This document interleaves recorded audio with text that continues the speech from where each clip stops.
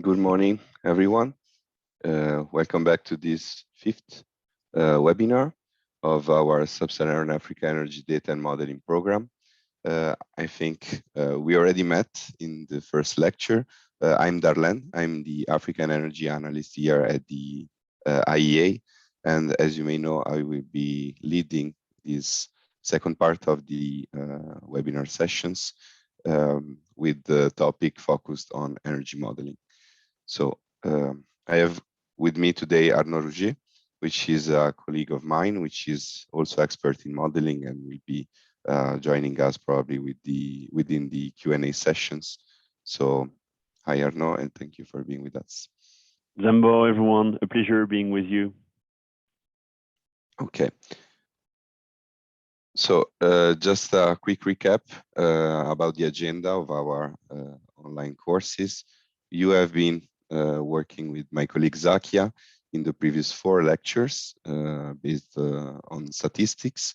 And now, as I said, we will have 4 modeling lectures that I will be leading, and in which also some colleagues of mine, experts in the different topics we will be touching in every lecture, will join us.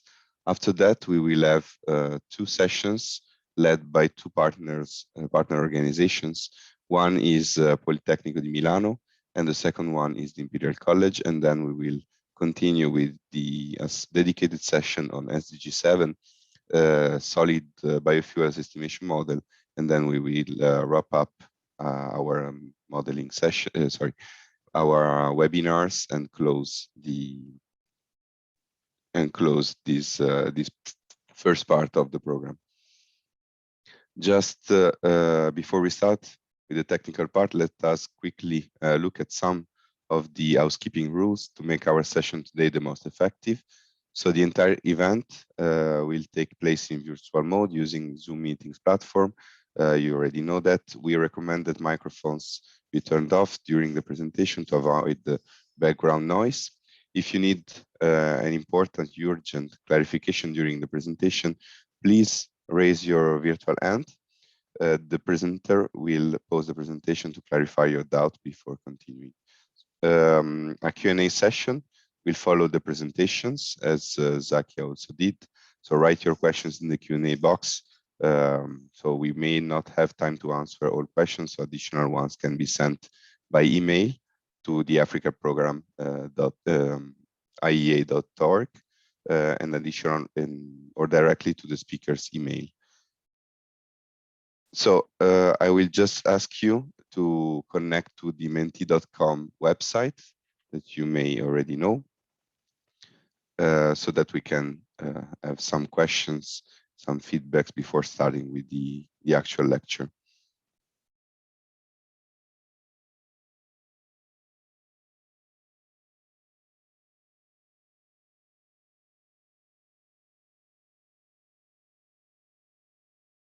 Okay, now I should be able to see my screen. The menteecom is the same site you used also with Zakia. The code is 15284821. I'm also copying it in the chat so that it's also easier for you to connect.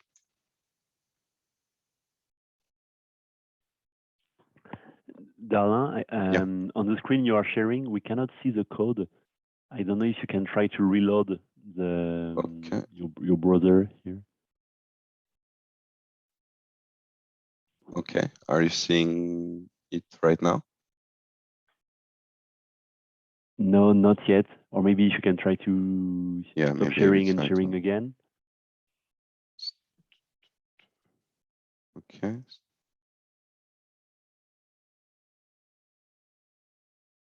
Okay, now? Yeah, perfect. Okay, thank you, sorry. And I see that some colleagues already used the code and started to answer. Yes. Okay, so as you have seen, the first question is, what are energy models useful for? Okay, we see scenario analysis, forecasting, infrastructure planning, prediction.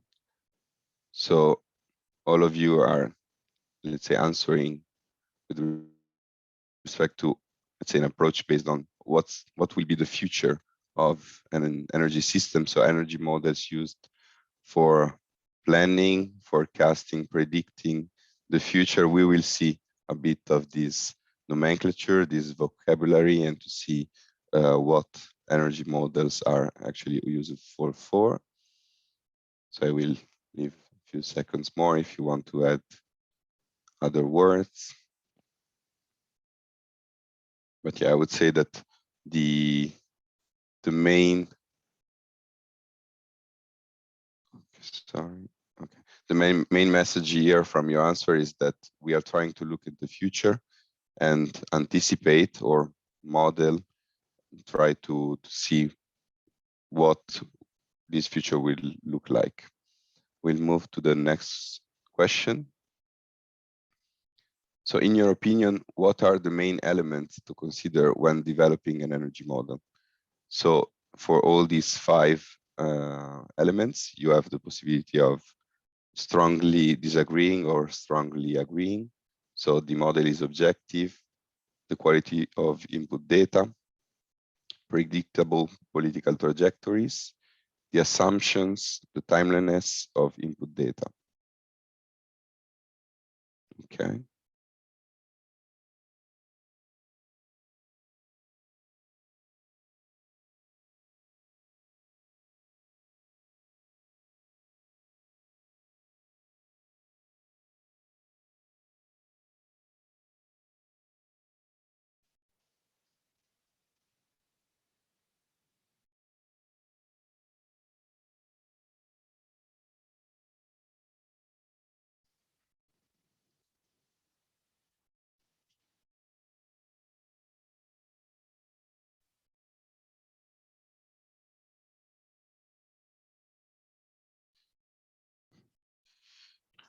Okay, I see that basically for all the elements, you answer with high level of agreeing, let's say, except for the predictable political trajectories. So this also will be something we will touch later during the presentation. But I would say that all these elements are important. It also depends. It's really case specific also what you want to use as elements when developing an energy model. So I will move to the next question. What is, in your opinion, the main driver of future energy demand trends? So you have technology development, GDP growth, population growth, energy access, and low carbon energy policies.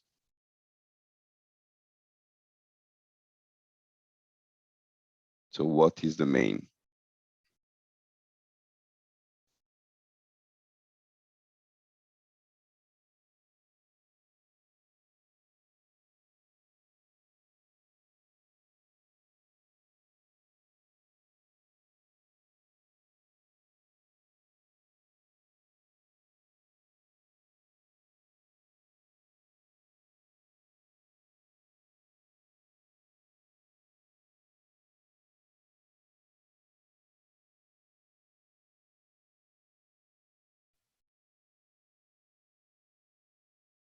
Okay, I see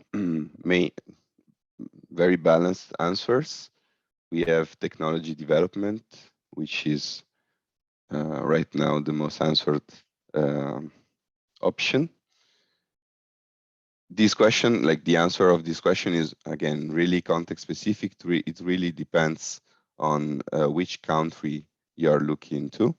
You're looking at in the context of sub-Saharan Africa, how it could be for, like it could be for Kenya.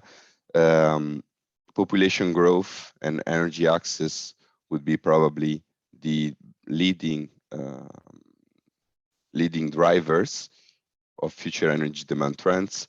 In other countries, for example, like Italy, the country I'm from, GDP growth could be the driver that usually is used in order to anticipate how the energy demand could grow in the future.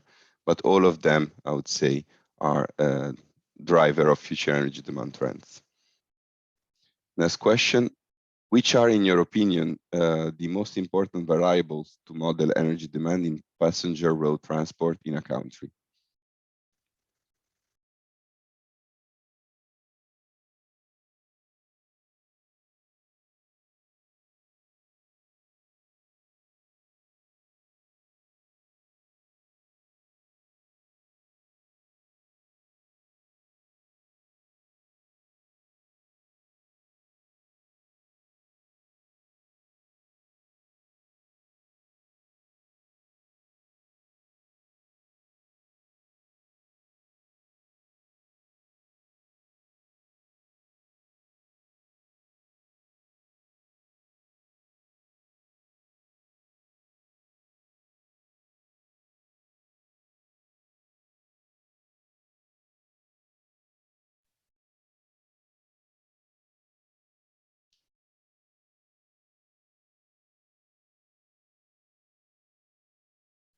Okay, we have number of cars, average annual mileage or kilometers per car. So when we say transport, there is a final need, which is what do people want, what people want to move, and then there are many questions on how many people would there be in one car, how many kilometers one car will travel, how much fuel one car will use, and all these questions will help us understand what will be the consequences for the energy sector in terms of diesel or gasoline consumption for passenger road transport. So all these aspects are important, and we will see actually during the exercise we will do after this, like at the end of this lecture, how we can model the transport sector. So the next and final question is, which modeling or projection tools have you been using, if any? So here just can mention what are, if you are working on modeling or projecting the energy demand, which are the models you are using in your daily life and daily work.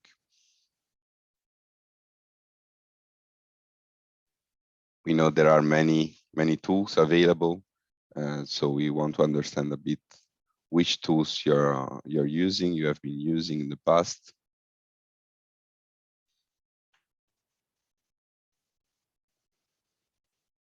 Or maybe used today.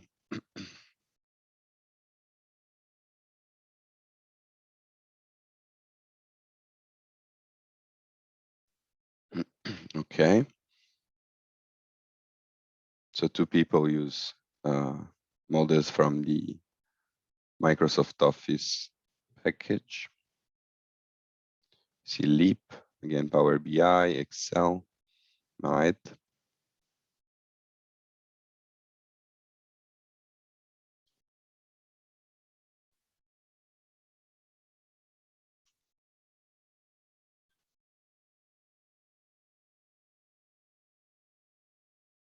Excel.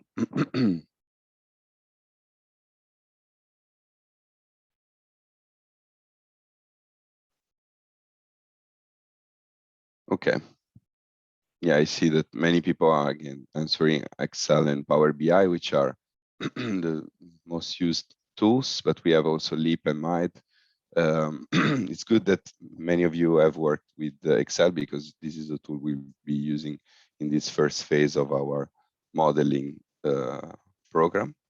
So we will be using it even during this session. Homer energy also very important for the sizing of microgrids. So clearly, as you know, each model has a specific application. So we also will be looking at that and to see for your specific case what would be the best model to use. Okay. Oh, sorry, there is a last question actually. When working on projecting, estimating future trends, which time horizon do you usually consider? I already asked you this question during the first lecture, but also because now we are touching really the modeling sphere, I would ask you again, in general, when you do projection, estimations for the future energy trends, are you working on short-term modeling, medium-term, or long-term?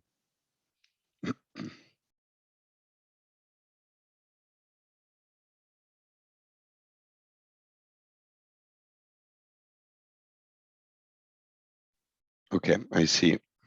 Many work on medium-term and long-term energy planning, projection. The vast majority between 5 and 20. One person is working very long term, more than 20 years in terms of projection. So again, we will also look at this time dimension when dealing with modeling. And again, it really depends on what is your goal. There is no wrong and right projecting future time horizon. It just really depends on what is your goal. What are energy prices used for? So we can determine affordability for households, to determine trade, to determine refinery capacity, to estimate the level of investment, or as a balance between supply and demand.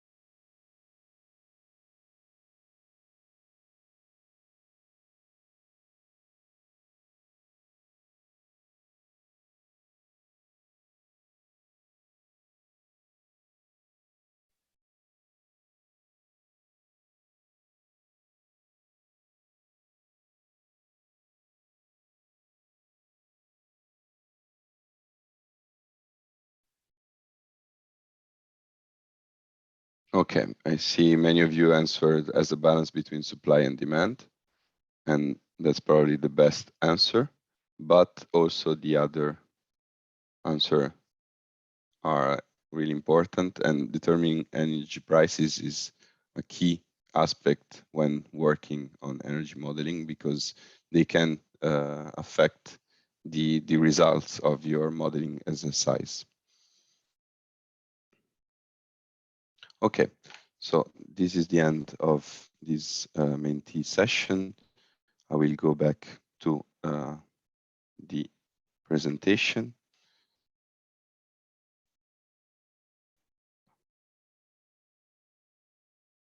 So now we will work. This is the agenda of today's lecture. At the end of this webinar, you will know more about general principles on energy modeling and building scenarios, demand modeling, the modeling of power sector and refineries.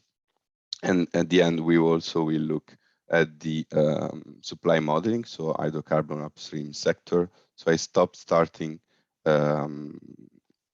here, and we can start with general principle. So let me just share again. Oh, sorry. Screen. Happen in one second. In this section, we will discuss some general principles on energy modeling and on how to build scenarios. So, as we all know, the energy sector is at the heart of our societies, and it is very linked to our climate and to our environment.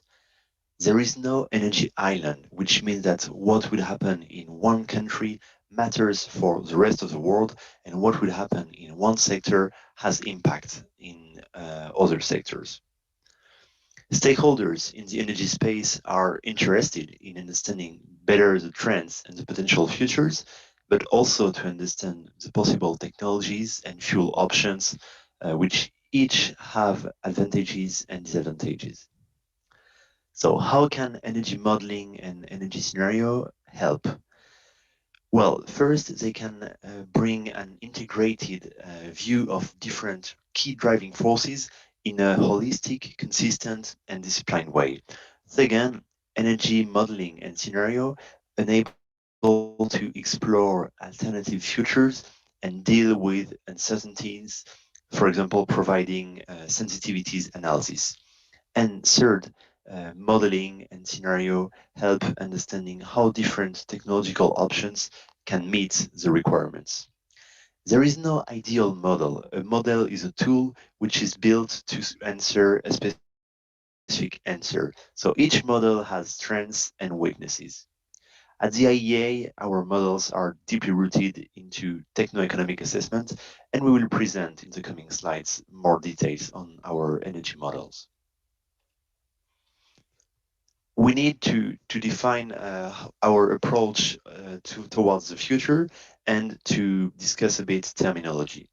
So when we consider the future, we can try to predict what will happen in any case, but this is about prophecy. What we do under energy modeling is to try to predict what happens if some conditions are met, and then we are exploring scenario, we are forecasting and foreseeing, but we can also try to investigate what should happen for a certain objective to be met. For example, if we want universal access to clean cooking and electricity to be reached by 2030, what would be the optimum trajectory by that date?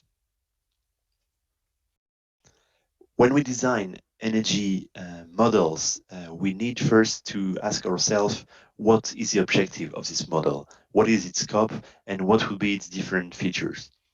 And as a start, looking at historical data is fundamental because the level of details available will define how reliable and accurate the model will be. Then there are questions on coverage, what sector, what geographical areas, what type of fuels we want to take into account in the energy model. In terms of approach and techniques, there are different. We will present them in the coming slides.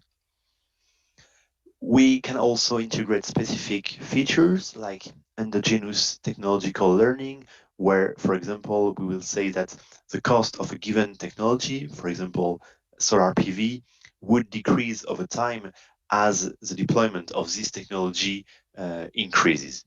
We can also include macroeconomic feedback, for example, in an oil producer country.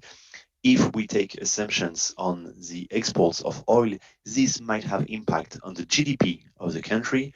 And GDP is usually an input information, as we will discuss later on. So this can impact the entire energy model. But the design of the model will very much rely on drawing a line between what is exogenous and what is endogenous. And we will never insist enough on that. Data requirements will totally depend on the model design and will strongly impact the model. We cannot do projection, we cannot look at the future if we don't have statistics and data that enable us to understand the present and to understand the past and where we come from. How can we make projections on the future of energy demand? There are two main methodologies, and the first approach is on end use. It's a bottom-up or an engineering approach.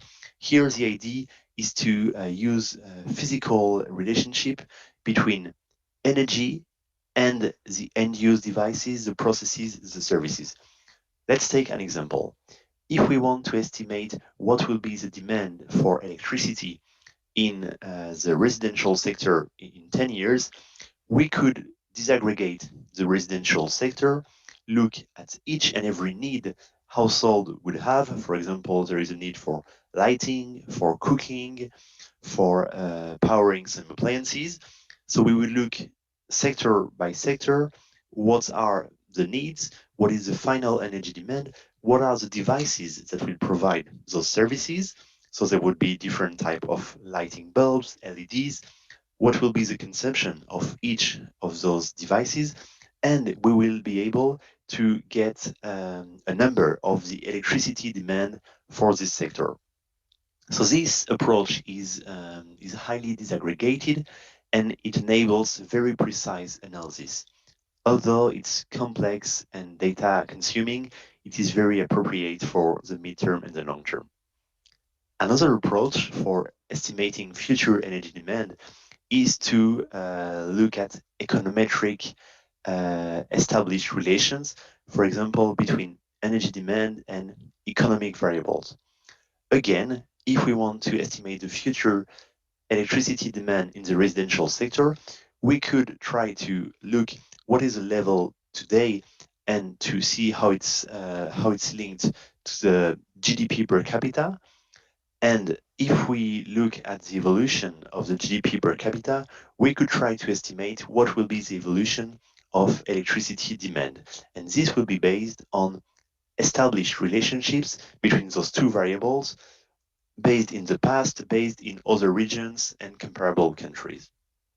So this type of approach is made at a very aggregated level. It's not made at the end use level, so it's simpler, but it is less accurate.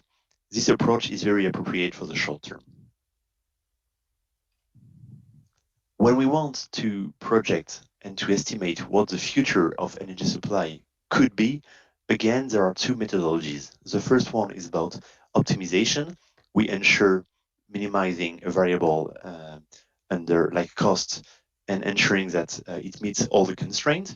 So it can be having a level of electricity produced at the lower cost, having an electricity mix at the lower emission factor. Another methodology is about simulation, where we will simulate behaviors of both energy consumers and energy producers. For example, we will take one signal that would be price of the oil barrel, and see, depending on the price, how much oil consumer will ask for and how much oil producer would be able to bring to the market.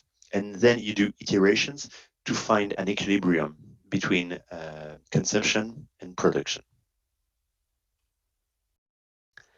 On this slide, we are trying to recap a mapping of those different energy models and approaches. So as we said, you can be under a deductive approach and do some forecasting. So what the future is likely to look like given a set of assumptions. So if we have these policies, if we continue with this type of technology, what will the future look like? And on the right end of the slide, you can see another approach, which is strategic planning. So this is a normative methodology where we will set an objective, universal access to electricity, reduction of CO2 emissions as per our climate agreement, and we will try to deduct and backcast what would be the pathway to get there. Then in terms of modeling methodology, as we say, there are bottom-up methodologies and top-down. There are many different models and existing tools to do energy modeling. At the IEA, we use what we call the World Energy Model that we will present into more details. Energy modeling relies on scenario. And to build a scenario, it is needed to develop sets of policies that will describe different future pathways. Creating a coherent storyline among policy, prices, deployment, and development of energy sources and technologies are important, and it is needed to ensure that all that makes sense together. At the International Energy Agency, the flagship publication World Energy Outlook relies on two main scenarios. The first one is the stated policy scenario, or STEPS, which holds up a mirror to the actions and the intentions of today's policymakers. In other words, it is a deductive approach where we provide a candid assessment of what would happen if those policy actions and intentions are implemented, and what will be the implication for energy markets, for energy security, for emissions. Another scenario, which comes from a normative approach, is the sustainable development scenario. It provides a strategic pathway to meet global climate goals, air quality, and energy access in full. So here the idea is to say what shall be the pathway if we want to have universal access by 2030, if we want to be aligned with our climate and air quality goals.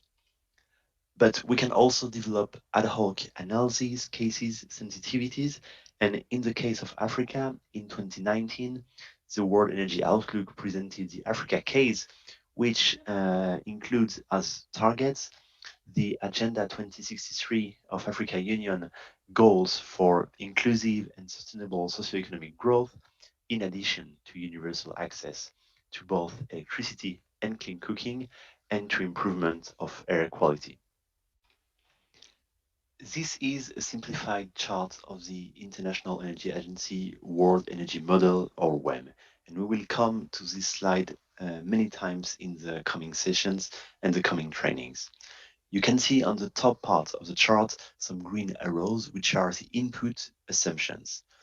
On the bottom part, you have the output with orange arrows, including energy flows, so the energy balances, associated CO2 emissions, and investment required to have those energy systems.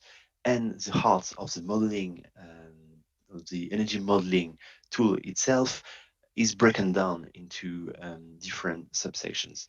So going from the right to the left, on the right, we have the final energy demand sectors: industry, transport, buildings, agriculture, and we will look at the services which require energy and the end-use demand. Left to that, we will deduct the transformation processes, refinery, power sector, and the primary energy demand related to that. So oil, oil demand, coal, gas, but also resources for power generation. On the top left side, you have the supply modeling section with fossil fuel supply, but very importantly as well, trade matrices, import, export of oil, of gas, as well as domestic production. And the fossil fuel prices will play a role of equilibrium between supply and demand. Developing models requires to take assumptions. And at the IEA, our modeling exercises rely on various sets of data, including IEA internal statistics and research, as well as external data available. When it comes to cost, it is very important to have regular peer review of the hypothesis, because cost can evolve very, very quickly and be outdated very, very quickly. At the IEA, all our main assumptions are made publicly available and transparent in our website and in our publication. And what ensures the robustness and the seriousness of our work is that each and every report is peer reviewed by many experts from different sectors, from different sources and regions.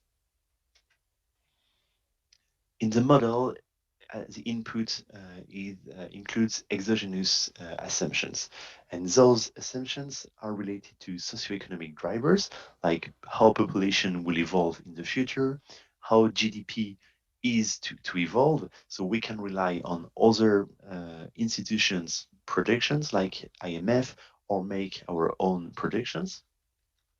Then we will take as exogenous assumption the policies that government would take, for example, energy policies in the renewable space, with targets that could be fixed by government, with standards that would be implemented, or support measure to certain energy technologies, energy access targets, subsidies removal rates that will also help the assumption and be input to the model.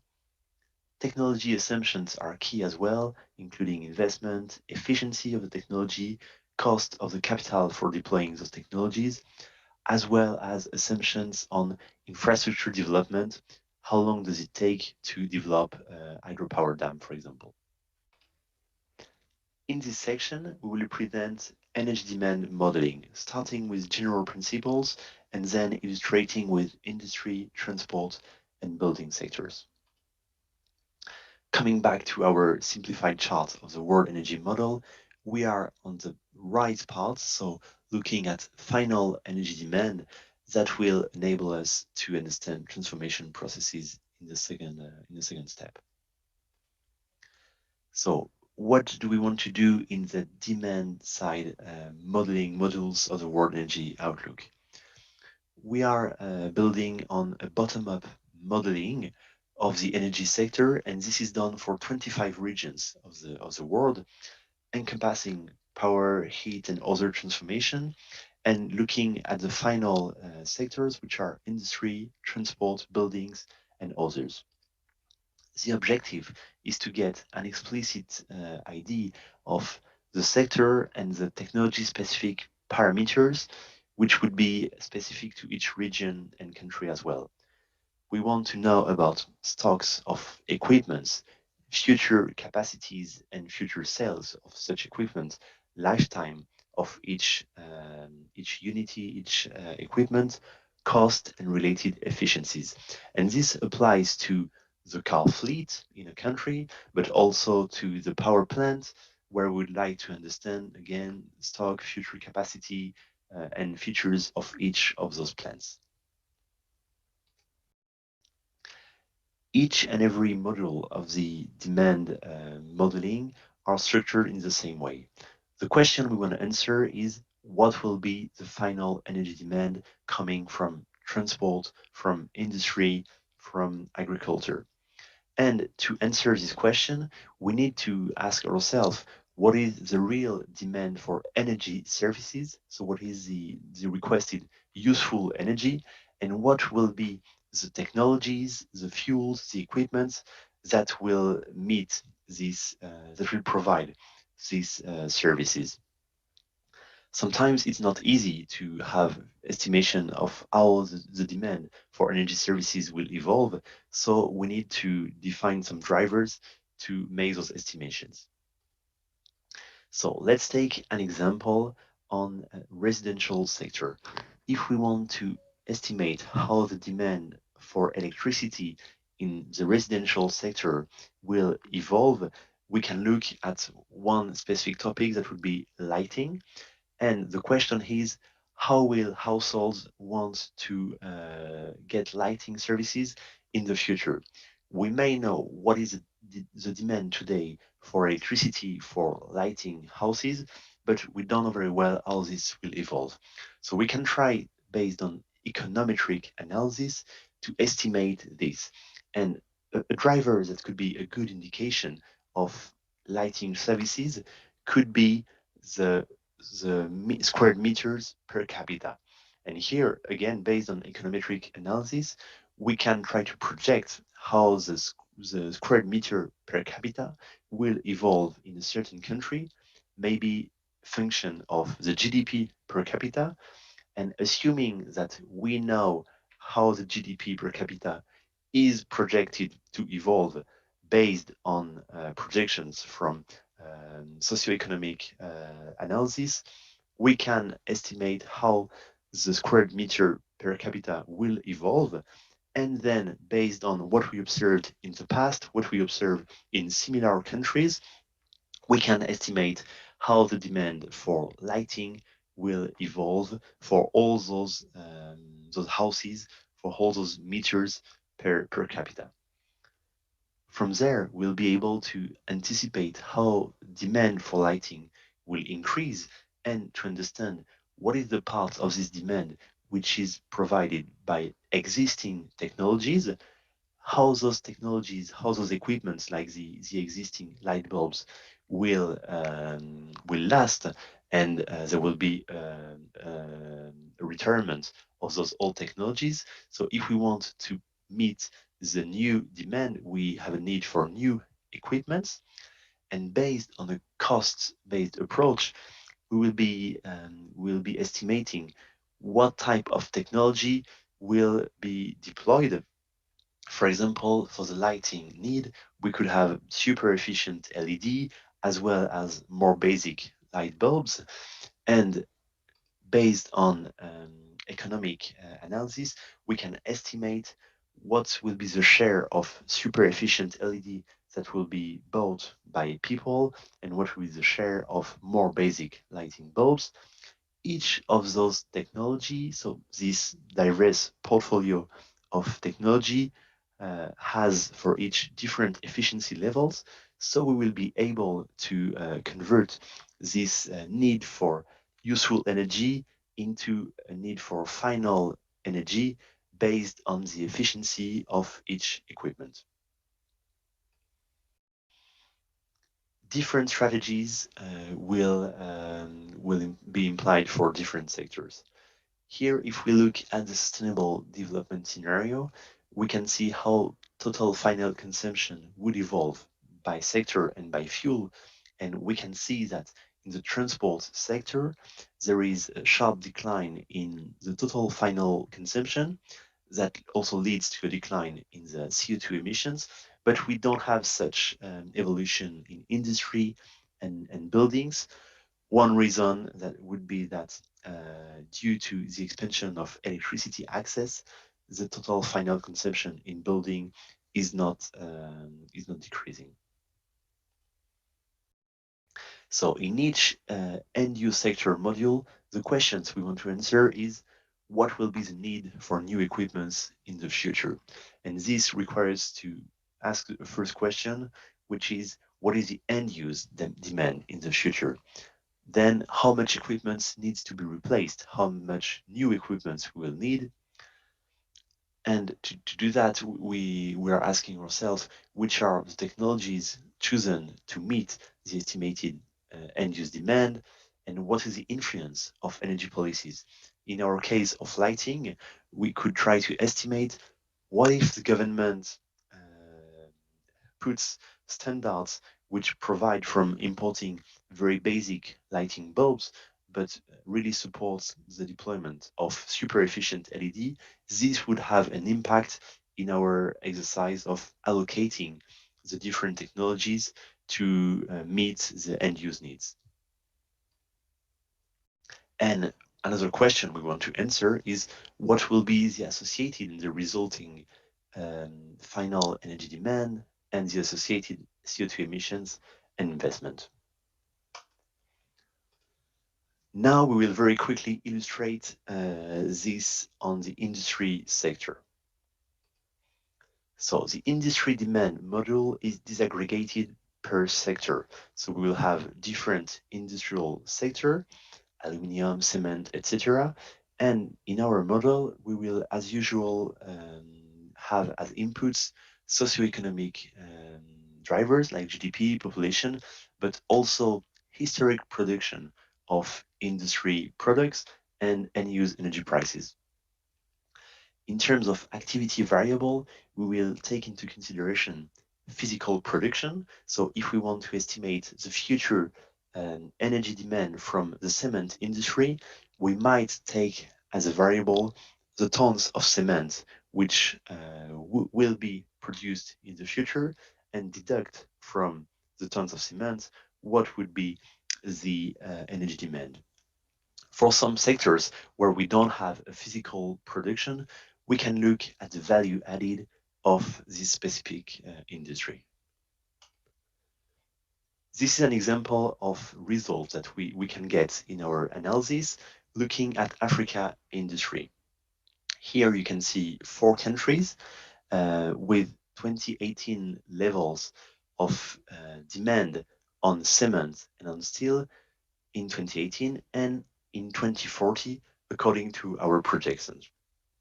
And we have also compared these levels to those of India in 2018. So steel and cement demand per capita is one example of parameter we will project so that we get a better understanding of what could be the total energy demand coming from the industry. And the interesting part of the analysis is that we are able also to look at what would be the share of imports and the share of domestic production. Another analysis that we are bringing to your attention in the industry sector is about motors, because most of the energy demand in the industry sector comes from motor-driven system, and this is where efficiency matters a lot, because there is a high potential with efficiency measures to decrease the energy demand in the industry sector, looking at the efficiency of motors. Moving to the transport sector. So when it comes to transport, we again need to disaggregate. So we know that there is transport on roads, aviation, rail, navigation. So this will be our disaggregated subsectors, and we will look for activity variables that will depend on whether we're looking at passengers or goods. As usual, we have socio-economic indicators as input of the model, including population, GDP, and historical data. So as discussed, the activity variable we will rely on are passenger kilometers, which is basically an aggregated indicator of vehicle fleet, distance traveled on average by one car, and occupation rates, so number of people in one car. And this number will be a good indication of the intensity of how much people want to travel on the road with cars. We will have the same type of indicator with goods on ton kilometers, where we will multiply vehicle fleet by distance traveled by load factor or quantity of good in the trucks. Again, if we look at one analysis we have done on the future of Africa transport, we can focus on evolution of vehicle ownership, and here we have made projections on the level of cars and two and three wheelers owned by thousands of people in Africa. The key message is that it is expected to grow very fast, to grow further in the Africa case scenario. And you have countries like Ghana, where the number of two and three wheelers per thousand people is expected to triple. We also need to remember that this is per thousand people and the population itself will grow. So there is expectation of much more cars, much more two, three wheelers in the roads in Africa in the coming decades. Another result of our outlook exercise on the Africa transport is based on evolution of the car fleet, based on evolution of passenger kilometers indicators, of ton kilometers indicators. We can have an estimation on how total energy demand for the transport sector will evolve. So starting in 2018, we see that there is a breakdown where road passenger makes the bulk of the energy demand. By 2030, this is expected to grow, and the difference between our stated policy scenario and the Africa case is due to a higher GDP. That means more economic development, more cars in the roads, more trucks in the roads. Looking ahead to 2040, we can see that higher GDP again increases the demand for transport, but efficiency gain contributes to limit the growth. So again, there is a strong case for efficiency measures that can limit the growth of energy demand.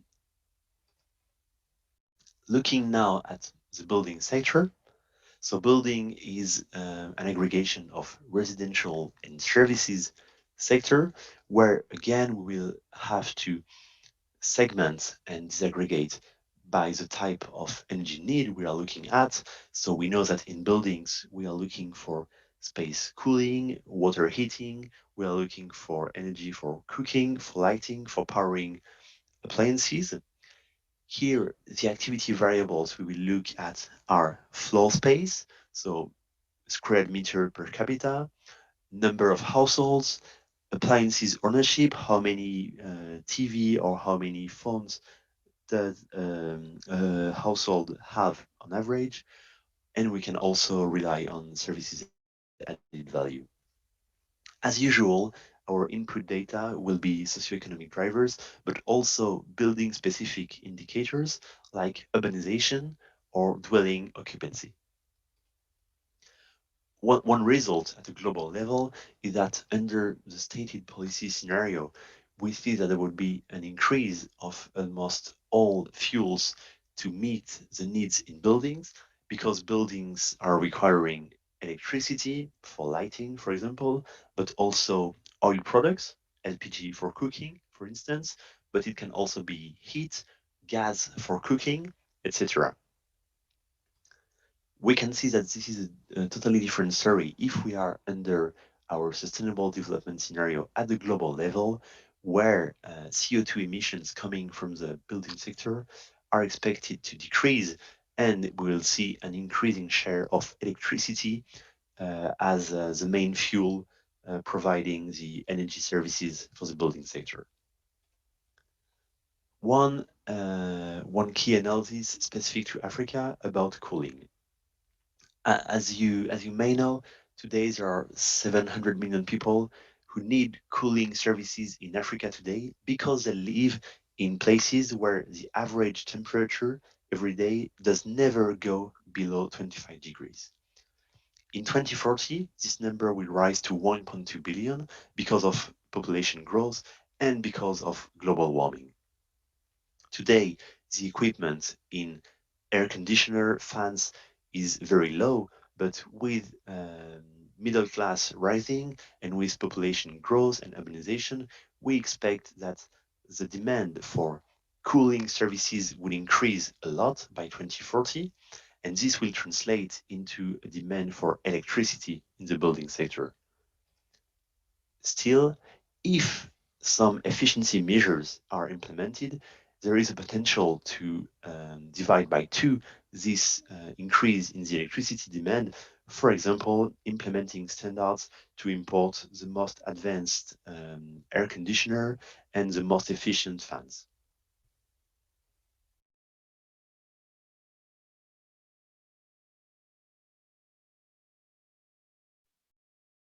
Okay, we are back. Okay, so we will continue with the agenda for today. The next step, I just wanted to show you, like to contextualize these modeling exercises with respect to your country. So this is just an additional slide, which is an extract from the Kenya Energy Outlook we conducted 2 years ago. If you remember, also in the first, our first webinar, I mentioned you the Africa Energy Outlook, which is one of our flagship publications, which were conducted in 2019, and a new version will be published during 2022. So in this document, there was a specific analysis on Kenya, and this is one of the results. So you are now familiar, I think, with the stated policies or steps scenarios, looking where the current announced policies bring us versus the Africa case scenario, which takes into account universal access to electricity, to clean cooking, as well as more dynamic and inclusive GDP growth. And what you see for the case of Kenya is that the outlook would be very different, because in the case of the Africa case, we have a lower primary energy demand, but which is really fueling a higher GDP. And this comes from people moving away from the traditional use of biomass and moving to more modern, more efficient fuels for cooking, such as LPG. So drastic efficiency improvements, in part due to the accelerated move away from solid biomass, result in primary energy demand being lower in the Africa case than in the steppes. Even though in the Africa case, the GDP is 60% higher with respect to the stated policy scenario. So this comes from more energy efficiency in cars, for example, but also in all appliances like lighting bulbs, in the offices, in the houses, and in the industry, and more efficient use of energy in general.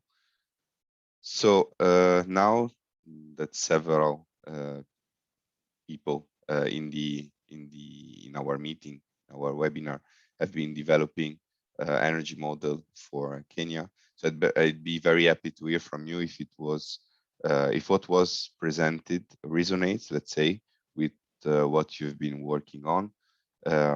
So if you have developed other or complementary approaches to the energy modeling, that would be very interesting to hear from you. So, or if you have any specific question related to what was presented now, feel free to raise your hand and ask question. I can also give you the possibility of talking without having to write down the questions. And I also would take the opportunity to ask maybe those people which specified the models they've been using, like Leap, like Hover Energy Pro. If you want to share something with respect to that, I would be very curious to know for which institutions you work, because like some of them are really specific and electrical engineering oriented, etc. So I see a raised hand from Peter Tubora. So I will give you the possibility to talk. So you should be able to unmute yourself and ask. So please, Peter, the floor is yours.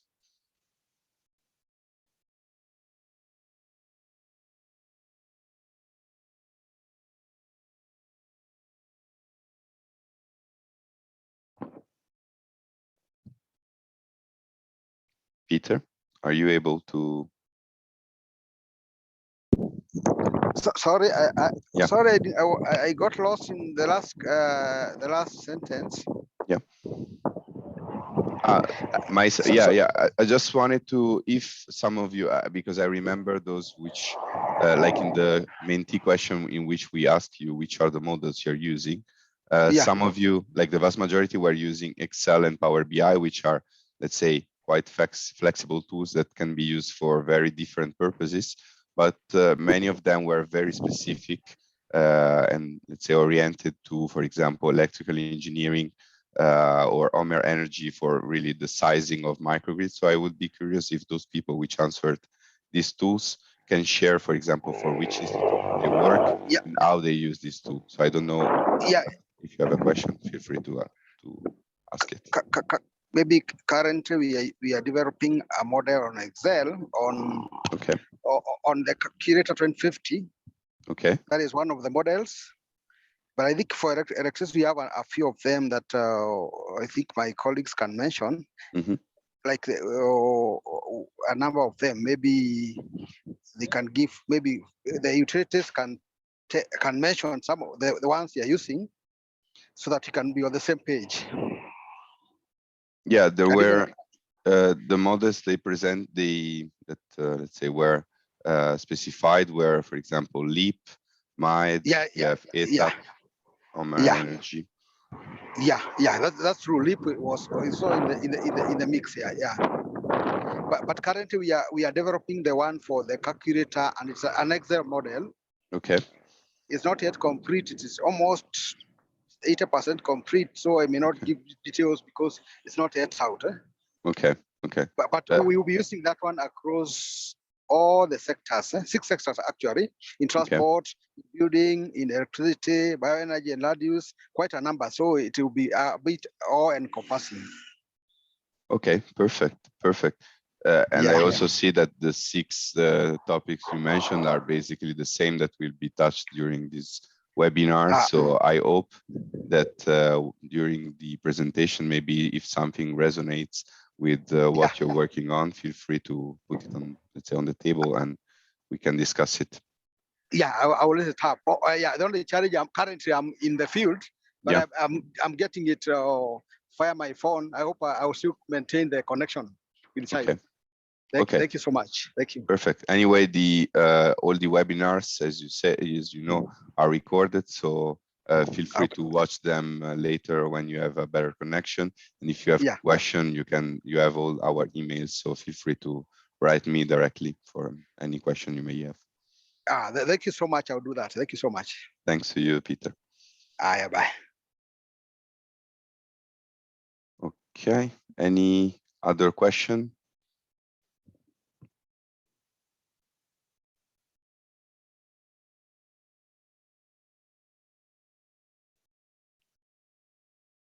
Okay, I don't see any other questions, so I think we can move on with the next part. Okay, sorry. Okay, so I will be sharing again my screen for the second part, the second presentation. So Just 1 second.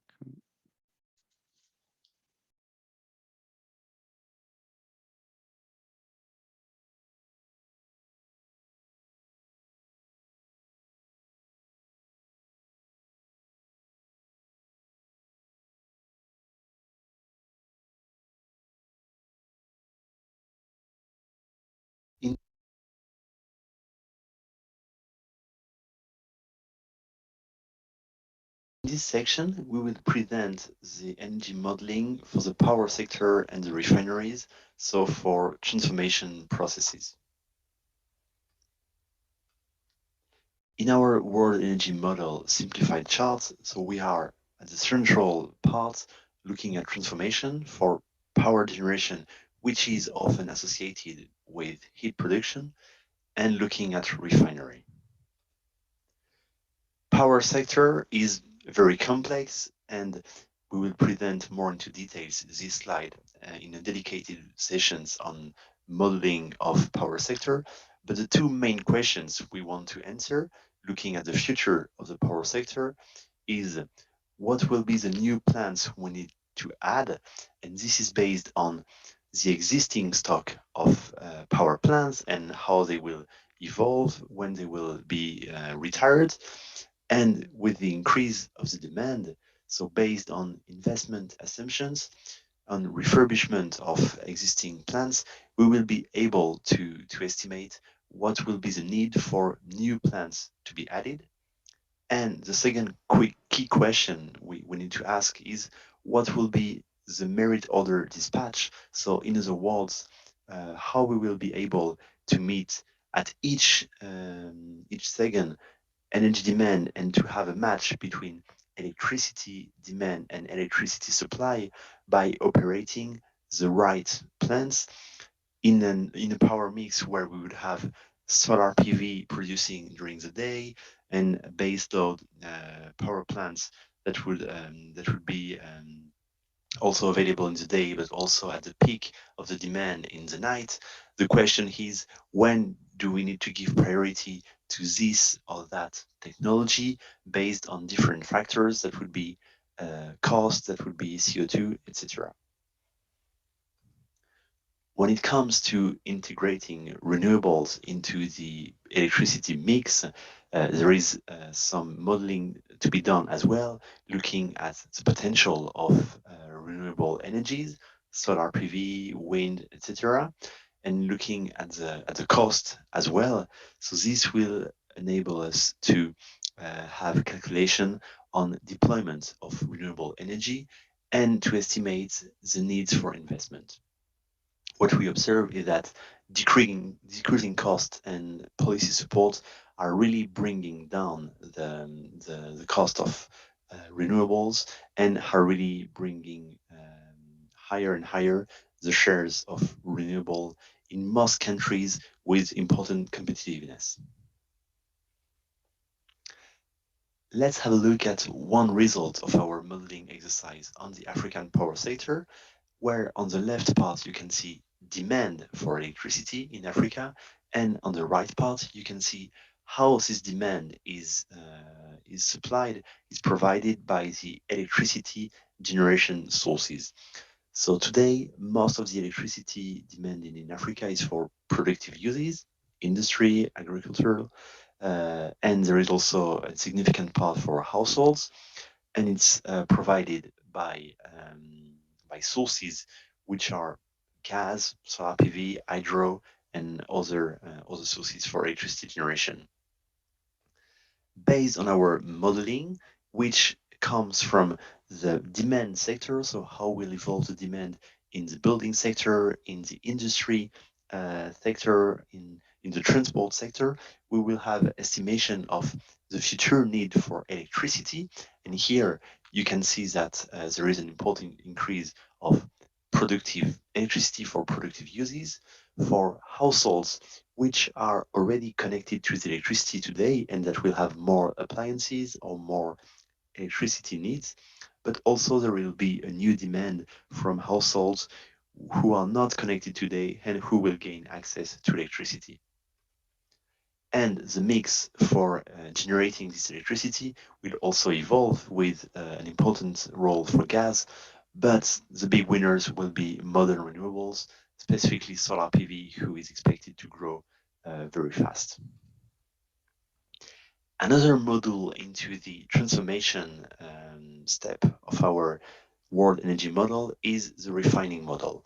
And this model is really the link between oil demand. So, for example, demand for oil products in transport, gasoline, diesel, other LPG and other products, and oil supply that will be crude oil, and refining is the intermediate between the two. So we will have to look, as we always do, at the demand category of product per category, kerosene, LPG, gasoline, etc.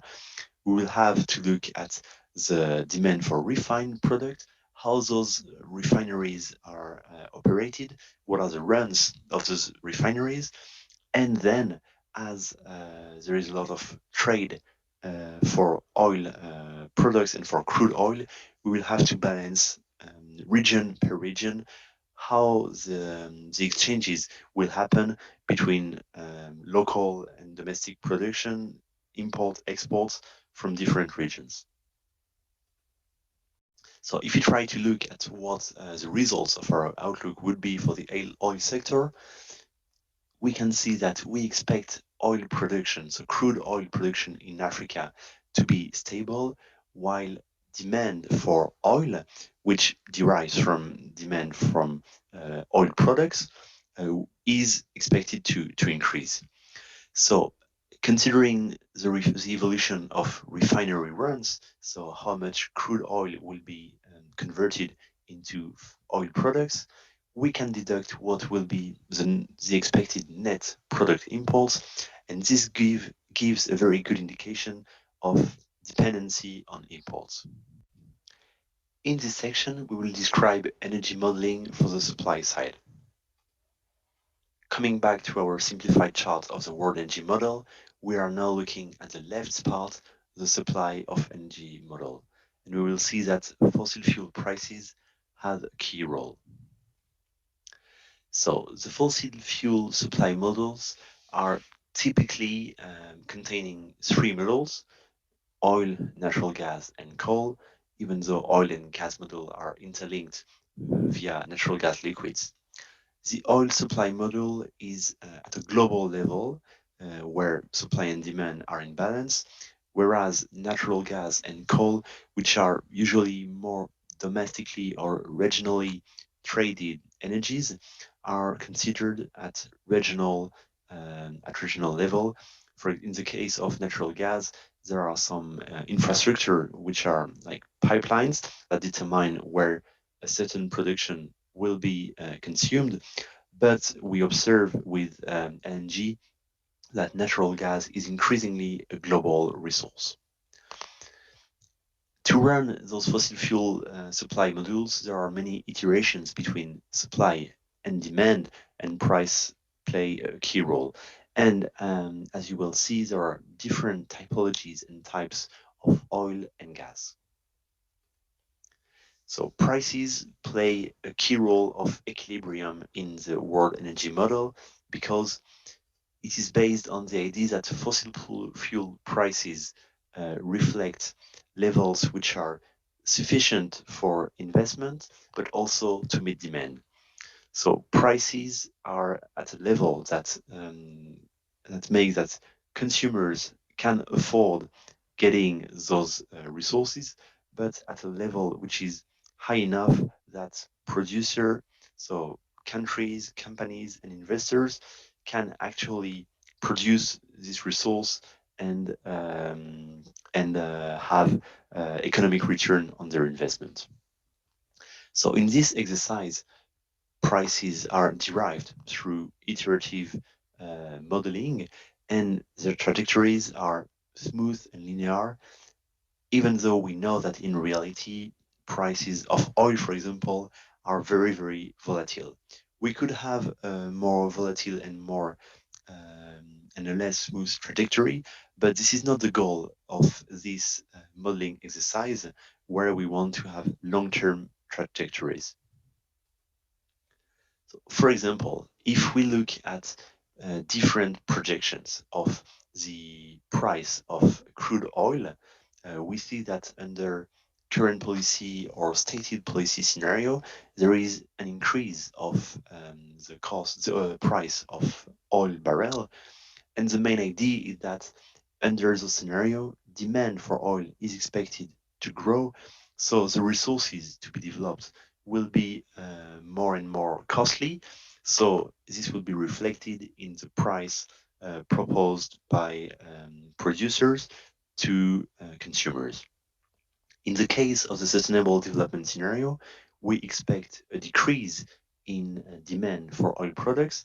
So there is also derived from that an expectation that the cost of production of the resource developed will be the lowest one, and on average, the crude oil price is expected to decline. One key specificity to the oil and gas sector is that, contrary to the power sector, you cannot switch on and switch off plant upon request. When you have an existing field producing oil or producing gas, this specific field has a profile of production. And if we look today at how the supply and the production of oil meets the demand, and if we look in the future, we can see that under our stated policy demand scenario, we expect demand for oil to increase slightly or remain stable, but the existing production of fields which are exploited today is to decrease naturally.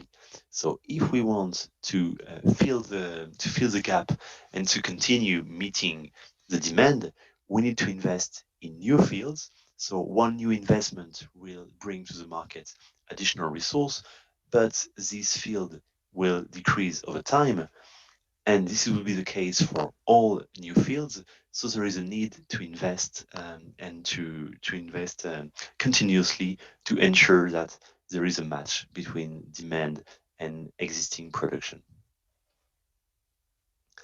So there are calculations which are made at regional level to ensure that there is a match between demand for crude oil, refining capacity, and demand for oil products.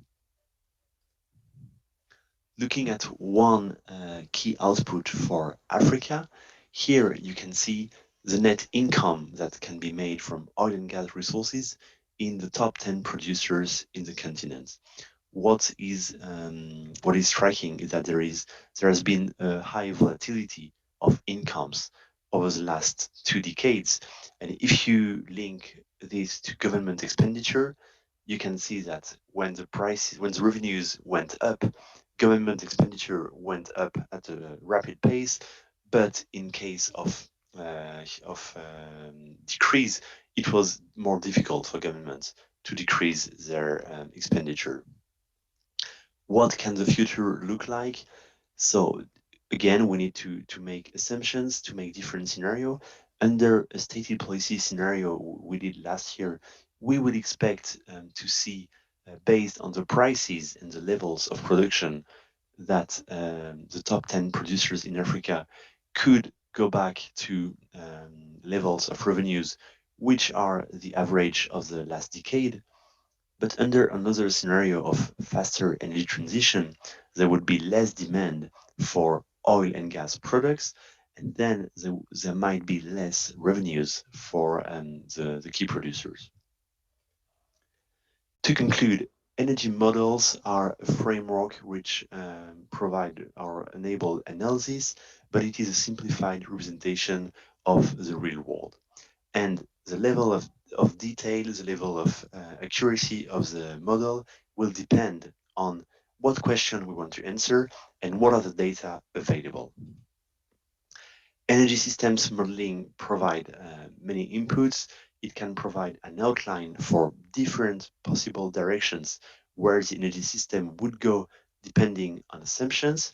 It gives high-level examples of prices, consumption, emissions, and it can give to policymakers cost estimates.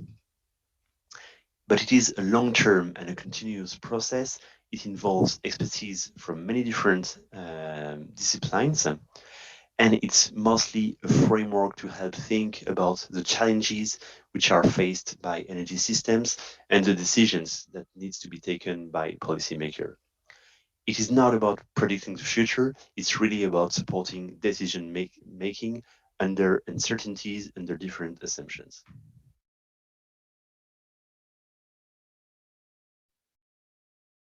Okay, welcome back.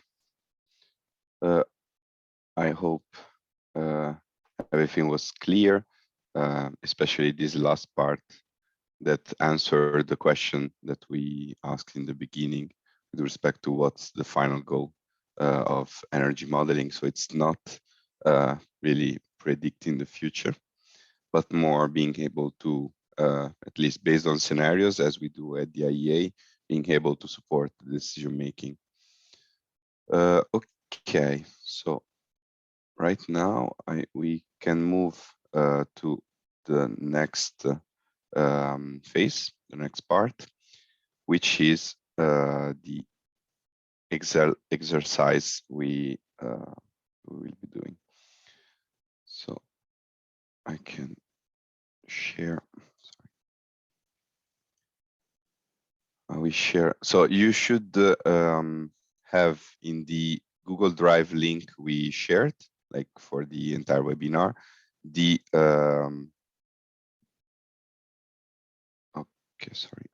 the handbook, in which you have the possibility of finding all the exercises. So probably you already have seen the handbook chapter related to statistics, but from page 14 you have all the exercises related to modeling.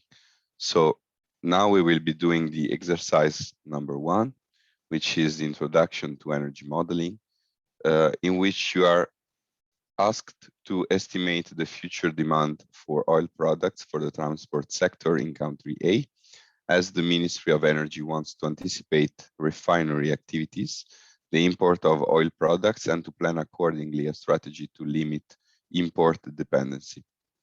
So you receive this simplified model to help you with this task. So I will share also the Excel file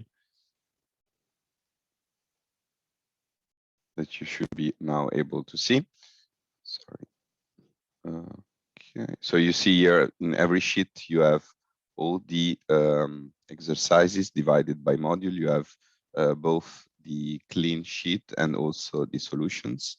So we will be heading directly to the solution because we don't have time to do, let's say, the entire exercise, but invite you, if you didn't do it yet, to do it by yourself, follow the handbook and also the described solutions, so that you can see actually what's the reasoning behind this modeling exercise. And if you have questions, just ask them even right now or also by email. So now, as I said, you have this simplified version.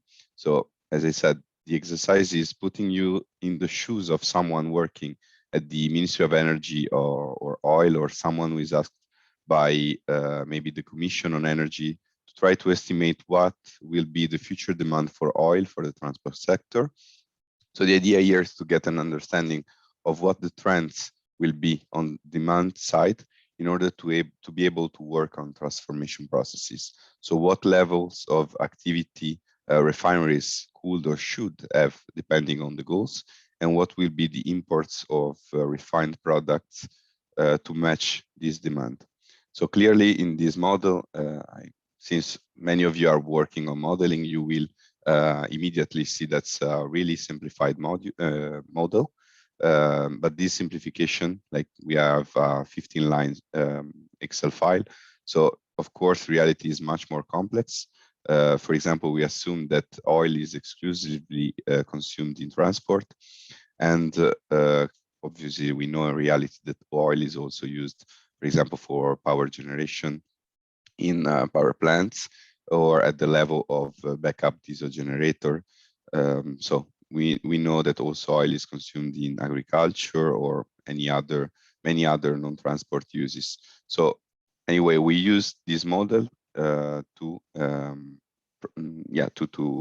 have the first, let's say modeling exercise, and to see how we can actually approach such a problem.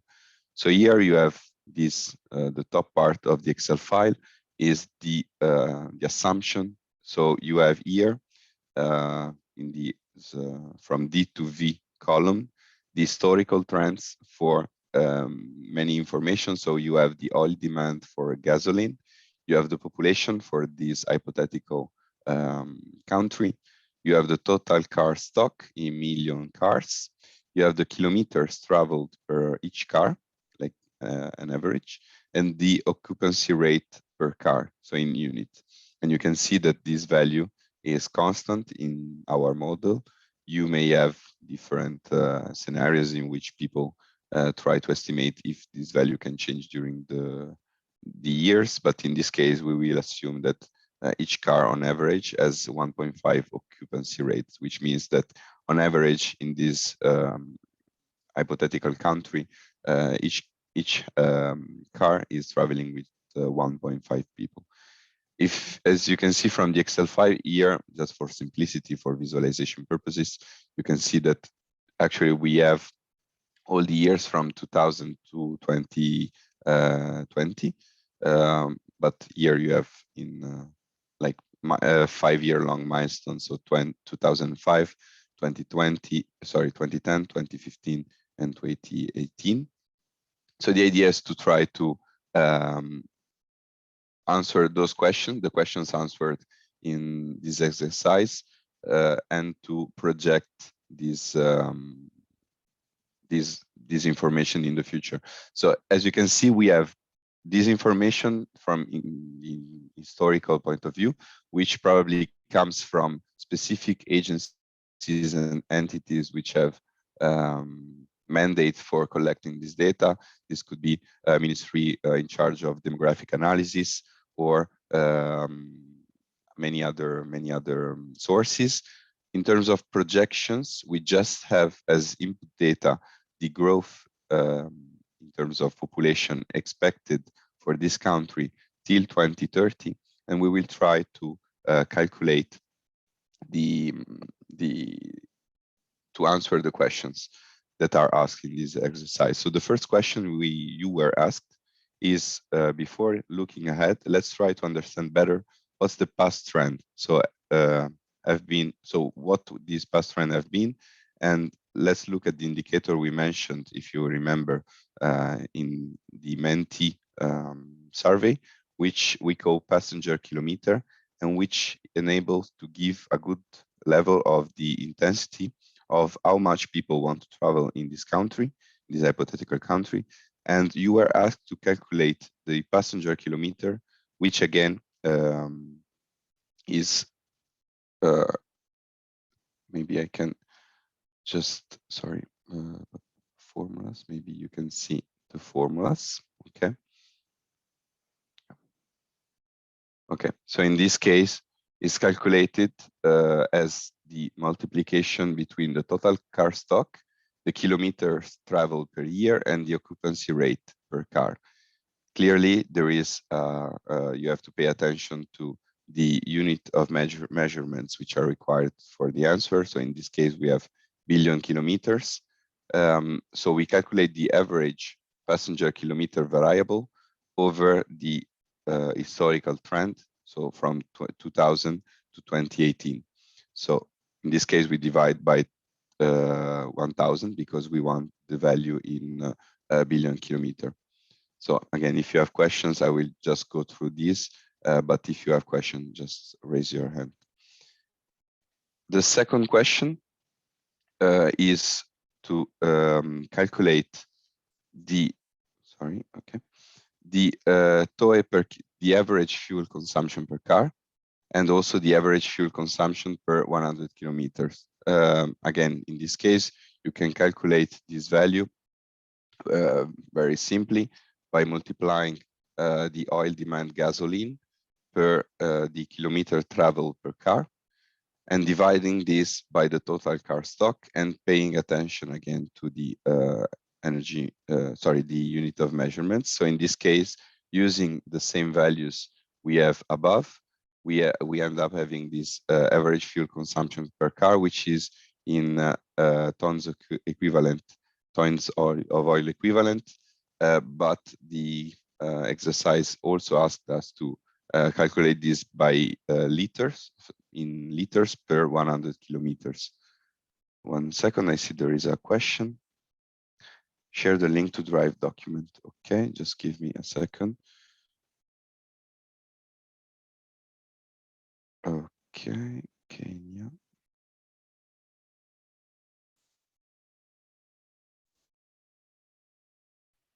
Okay. I can do that, Alain, if you want. Yeah. I can share them. Okay, it's in the chat. Okay. So again, here it's a very important parameter, but again, we are looking at the past. So we are trying to calculate from 2000 to 2018 what have been this average fuel consumption per car. So the next question is calculate the total stock of cars over 2019 to 2030 if the kilometer per car increases at the rate of additional 50 kilometers per year. The occupancy rate remains constant, and the passenger car kilometers increases by 7% per year in the same period, so from 2018 to 2030. So in order to do that, we copy, let's say, again, the values that were above, because just those that we need to do this calculation for estimating the total car stock. So we have the kilometers traveled per car, which is an important factor. And as the exercise specifies, this value in the future, so starting from 2019, is increasing by 50 kilometers per car each year. So if you go in the solution, you will see that each year we have the previous year raised by 50. So if I show you the actual result, we have this value increasing by 50 each year till 2030. Again, here you can see that here we hide some years, but we have all the years from 2019 to 2030, and we reach 6,300 kilometers per car in 2030. The occupancy rate in this case remains constant because that was the request of the exercise. But on the other hand, the passenger kilometer parameter increases by 7% each year. So again, here, if you go in the formula, you can see that each year, like each new year in the projections spectrum, are increased by 7%. So by multiplying the previous year by 1 plus 7%. So the total car stock is then calculated dividing the passenger kilometer parameter by the kilometers traveled per car, multiplied by the occupancy rate per car, and then again pay attention to the units of measurement. Here you can see that all these values are calculated for these historical years, so the historical data we have, and they are perfectly matching the total car stock that we had as an input data. So now we are trying to do it in the future. So here again, we calculate with the same formula, the same values in the future. So starting from 2019, clearly that's the past for us, but in this case, for this exercise, we had reliable data from these sources till 2018. Again, if you have questions, just raise your hand or ask them in the Q&A box. So question 4, calculate all demand over 2019-2030 if the average fuel consumption per car, if the average consumption per car improves at 1% per year. So to do that, you have to how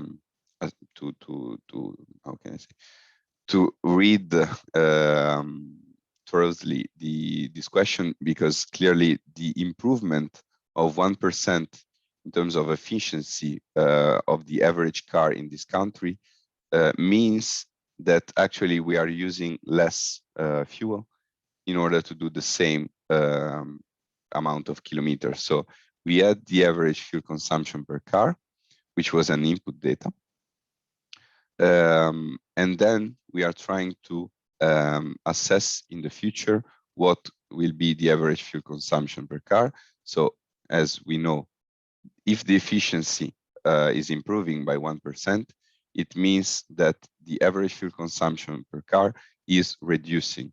So if you see here the formula, every year we are multiplying the previous fuel consumption, like the fuel consumption for the previous year, multiplied by 1 minus the efficiency increase, which in this case is 1%.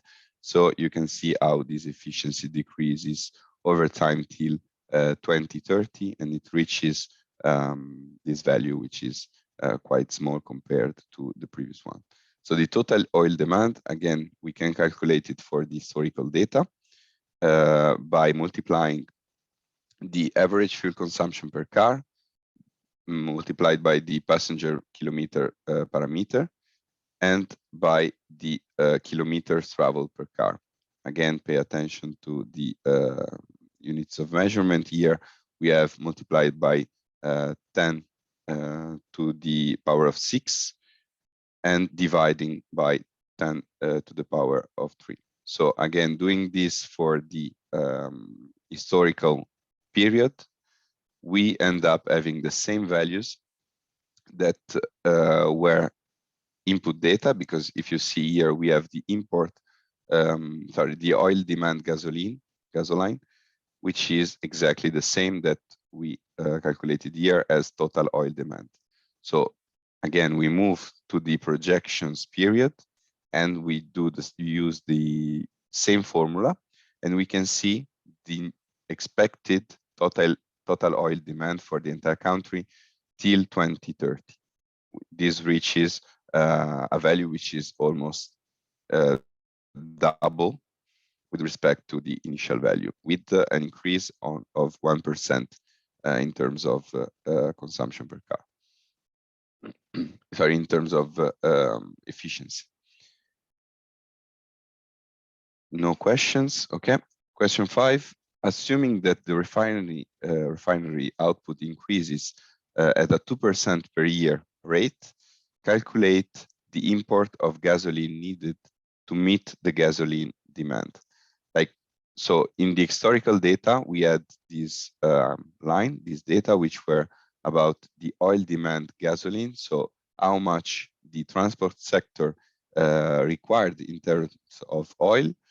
But as we know, it's and this is the purpose of this exercise, not all countries are capable of meeting this demand just with their refinery output. So there is also a component of imports from other countries.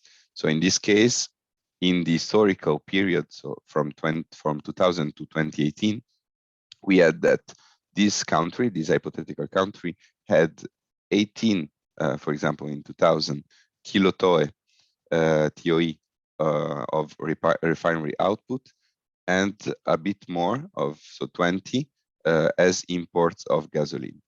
This value, again, these are data we had probably from trustable sources, maybe from the government for the past. So we try to do that for the future. So again, in order to calculate the imports of gasoline, in this case, we do a simple subtraction. So we take the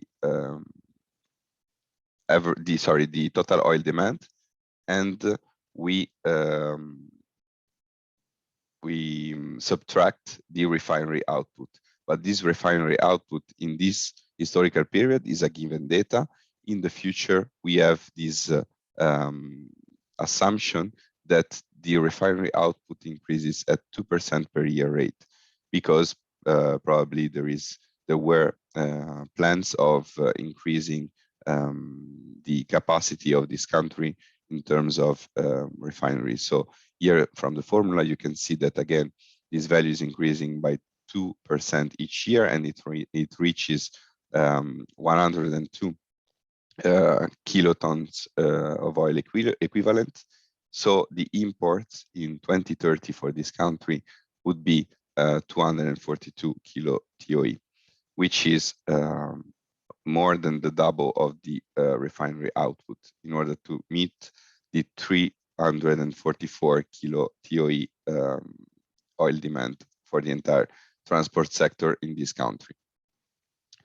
So finally, what we can do is calculate the import dependency for this country from 2000 to 2030. So this is just a percentage calculation. The import dependency is calculated as the ratio between the imports and the total demand. So in this case, we just do the ratio between these two values, and we see that with these assumptions, the import dependency over the years is increasing. This means that even though, in this case, the government, for example, had planned of accelerating the capacity in terms of refinery output for this country, with this assumption, we are not able, so this country is not able to follow the increase also of the demand, and ends up being much more dependent on oil imports than it was, for example, in 2000, but also in 2018. For example, there is an increase of 17% from 2018 to 2030. So we can clearly plot all these parameters in order to see how actually those values are compared one to the other. So in the first graph, you can see in the Excel file you find in the Google Drive repository, there is this first which just compare the parameters which are necessary in order to do our calculations. So we see that clearly the average fuel consumption is we have different scales, so we can see actually how much it changes, but it's almost constant. But we can see that the oil demand is increasing a lot, so it means that the transport sector in this country is really increasing its demand. So we can see how in 2000 it was 100 kilo TOE, but it ends up being 12 times in 2030 because it reaches, 9 times because this is the oil demand. It reaches 900 kilo TOE in 2030. A second chart we can produce is the total oil demand and the average fuel consumption. So here we have two axes. So on the left, we can see the total oil demand, which is increasing as I was showing you. But on the other hand, we have the average fuel consumption, which is decreasing. If you remember, this is because we said that the efficiency of the average car, let's say, of the country is increasing by a 1% rate in terms of consumption each year. So each year, the average car of this country is requiring 1% less in terms of oil in order to do the same travel. The last and probably most important also, there is it's very important to decide which graphs you want to do, you want to produce, because it also depends on which is the person you are presenting your results to. So I would assume that for a decision maker, for example, so people which are at the end called to have a mandate to take decision, for example, could be really interested in this graph, in which you have the import of gasoline plotted on the left side and in yellow, which is increasing. But on the other end, you can see in red, and we have a second axis on the right, which is the import dependency. So you can see how in the historical period, the import dependency was kind of constant, not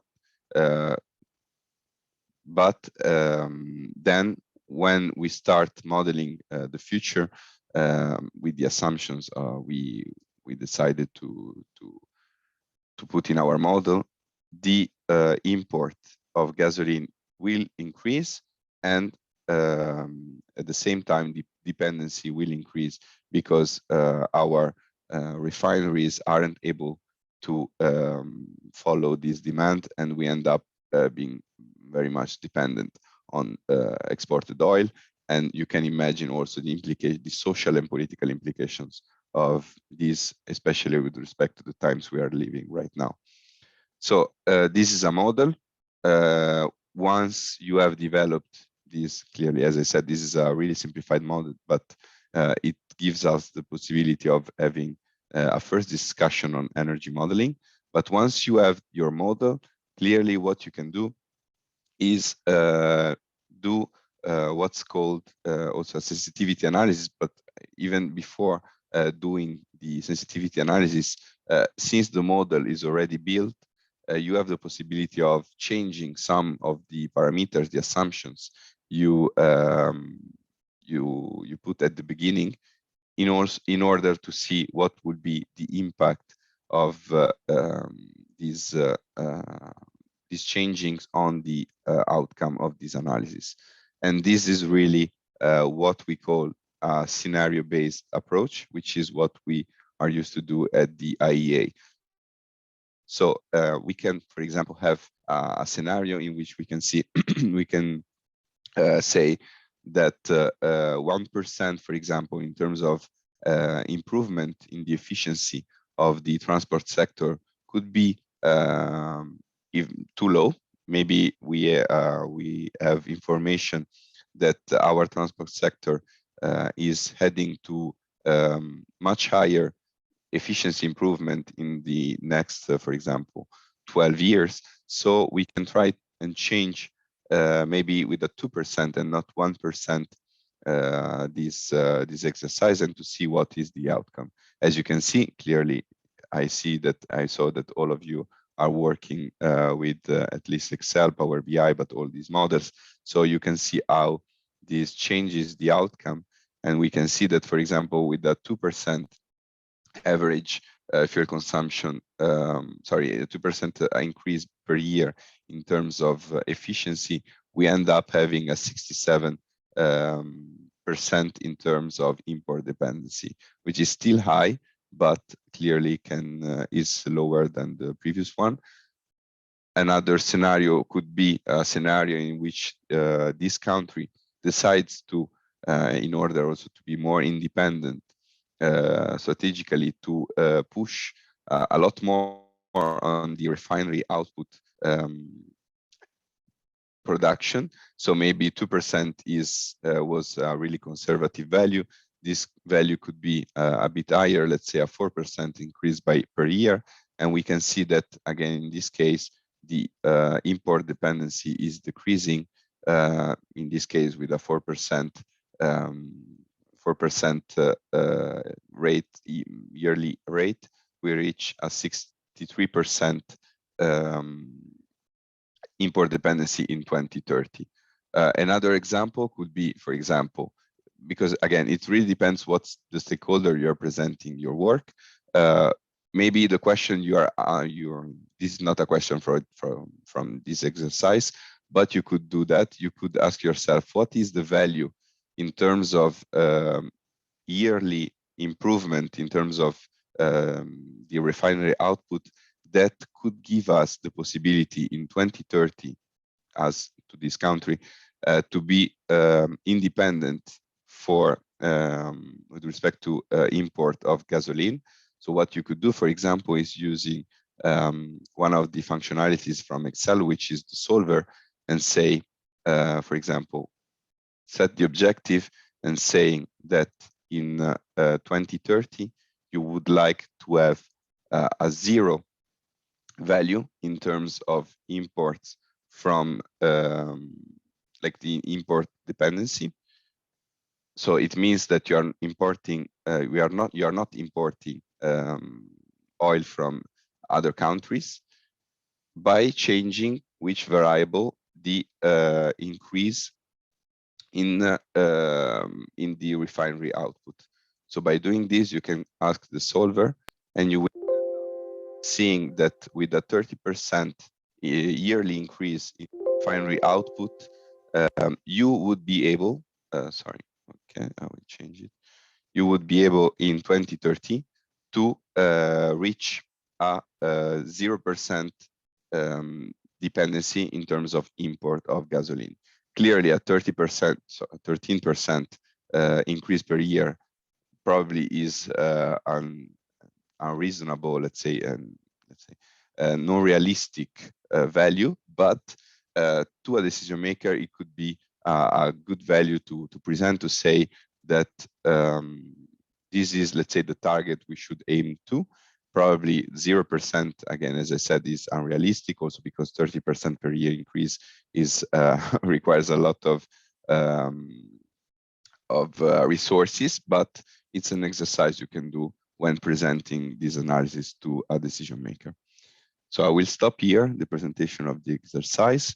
I hope everything was clear. As I said, you have both the Excel file with the solution. You have here the clean file without solutions. If you want to do it by yourself, maybe by trying to remember what I presented right now. In the following sheet, you have the results, so the solutions, and you also have the handbook, which is the book which contains all the exercises and solutions, and also have kind of narrative description of the approach.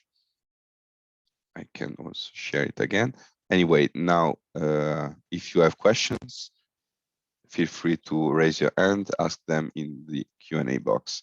I see there was a question from our colleague Lee Okombe. So on exogenous assumptions, specifically on policies, there are policies that are not stated at the time of modeling, but come up midstream in the planning period. For example, the minimum energy performance standards for appliances. How do you provide for such policies when modeling? Okay, so I answered Lee's question, but if you have other questions, just ask them. So this is a very important question, especially because we are living in very uncertain periods in which it's really difficult to predict or to anticipate what will happen. So the approach here is really, again, case dependent. I'm sorry, every time the answer is case dependent, but this is really the approach. So when modeling, the idea is really to spend a lot of time in trying to build the scenarios in order for them to be realistic, to be reflective of what the current situation is and what you think could be the future. So one very important step is talking with all the relevant stakeholders that could have information about what the future could look like. So for example, if you have minimum energy performance standards for appliances, clearly you can't anticipate how what these standards could be, but you can build a scenario in which you can try to put as parameters, for example, the performances, the efficiency of different appliances, or also sectors. Clearly, you can't have right now the minimum standards, but you can create what's called also sensitivity analysis, in which you analyze the impact on your model of different minimum energy performances levels for the appliances. So, for example, you could present all together different curves which refer to different performances. So you have the 2%, the 3%, maybe the 5%, and this way you can, on one side, do a sensitivity analysis in order to see how different efficiency levels and performance levels could impact your model and the energy system. And on the other hand, you can also have information that you can easily use once these, for example, minimal performances standards are out.